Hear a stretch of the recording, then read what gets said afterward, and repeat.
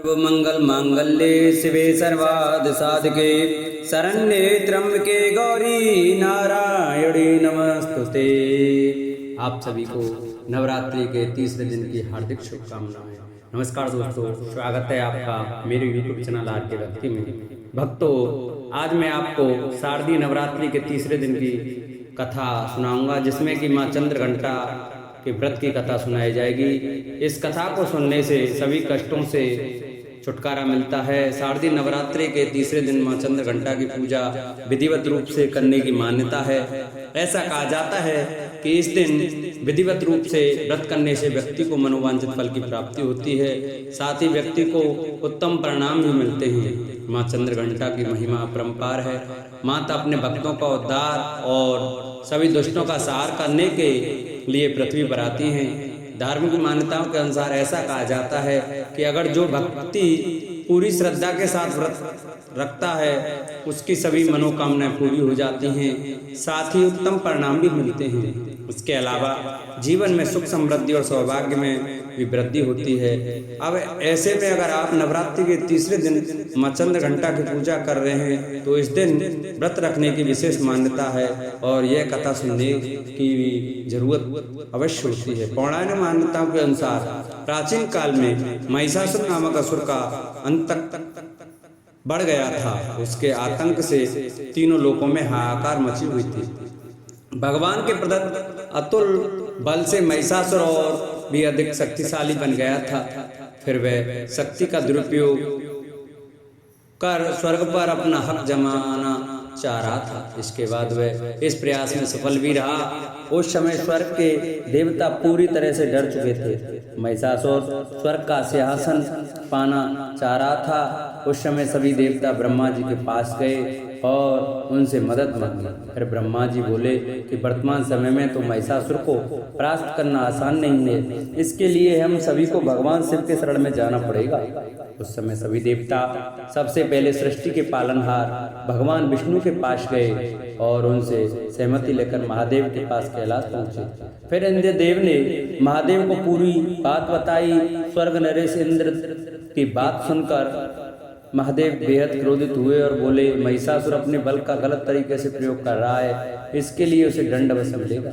उस समय भगवान विष्णु और ब्रह्मा जी बेहद क्रोधित हुए और उनके क्रोध से एक तेज प्रकट हुई। यह तेज उनके मुख से प्रकट हुई। उस समय भगवान शिव ने देवी मां को अपना त्रिशूल दिया, भगवान विष्णु ने अपना सुदर्शन चक्र दिया, स्वर्ग नरेश इंद्र ने घंटा प्रदान किया। इस प्रकार सभी देवताओं ने देवी मां के अपने अस्त्र शस्त्र दिए। महर्षि मेधा ने कहा, महिषासुर की सेना नष्ट होते देखकर उस सेना का सेनापति चिक्षुर क्रोध में भर देवी के साथ युद्ध करने के लिए आगे बढ़ा। वह देवी पर इस प्रकार बाणों की वर्षा करने लगा मानो सुमेरु पर्वत पानी की धार बरसा रहा हो। इस प्रकार देवी ने अपने बाणों से उसके बाणों को काट डाला तथा उसके घोड़े व सारथी को मार दिया, साथ ही उसके धनुष और उसकी अत्यंत ऊंची ध्वजा को भी काटकर नीचे गिरा दिया। उसका धनुष कट जाने के पश्चात उसके शरीर के अंगों को भी अपने बाणों से बांध दिया। धनुष, घोड़े और सारथी के नष्ट हो जाने पर वह असुर ढाल और तलवार लेकर देवी की तरफ आया। उसने अपनी तीक्ष्ण धार वाली तलवार से देवी के सिर के मस्तक पर प्रहार किया और बड़े वेग से देवी की बाएं भुजा पर वार किया, किंतु देवी की बाएं भुजा को छूते ही उस दैत्य की तलवार टूटकर दो टुकड़े हो गए। इससे दैत्य ने क्रोध में भरकर शूल हाथ में लिया और उसे भद्रकाली देवी की ओर फेंका। देवी की ओर आता हुआ वह शूल आकाश से गिरते हुए सूर्य के समान प्रज्वलित हो उठा। उस शूल को अपनी ओर आते हुए देखकर देवी ने भी शूल छोड़ा और महाअसुर के शूल के 100 टुकड़े कर दिए और साथ ही महाअसुर के प्राण भी हर लिए। चिक्षुर के मरने पर देवताओं को दुख देने वाला क्षामर नामक दैत्य हाथी पर सवार होकर देवी से लड़ने के लिए आया और उसने आने के साथ ही शक्ति से प्रहार किया, किंतु देवी ने अपनी हुंकार से उसे तोड़कर पृथ्वी पर डाल दिया। शक्ति को टूटा हुआ देखकर दैत्य ने क्रोध से लाल होकर शूल को चलाया, किंतु देवी ने उसको भी काट दिया।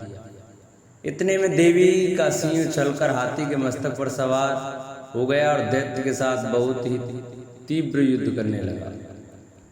फिर वे दोनों लड़ते हुए हाथी पर से पृथ्वी पर आ गिरे और दोनों बड़े क्रोध से लड़ने लगे। फिर सिंह बड़े जोर से आकाश की ओर उछला और जब पृथ्वी को राया तो अपने पंजे में चामर का सिर धड़ से अलग कर दिया। क्रोध से भरी हुई देवी ने शिला और वृक्ष आदि की चोटों से उद्रक को भी मार दिया।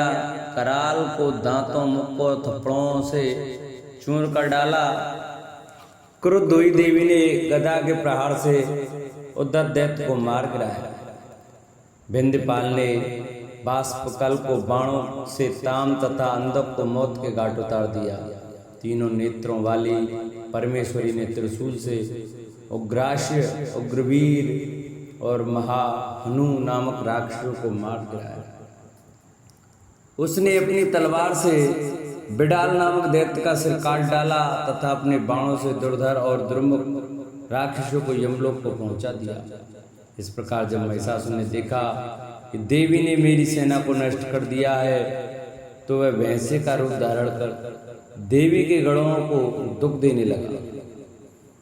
उन गणों ने कितनों को उसने मुख के प्रहार से, कितनों को खुरों से, कितनों को पूंछ से, कितनों को सींगों से, बहुतों को दौड़ाने के वेग से, अनेकों को सिंहनाद से, कितनों को चक्कर देकर और कितनों को श्वास वायु के झोंकों से पृथ्वी पर गिरा दिया।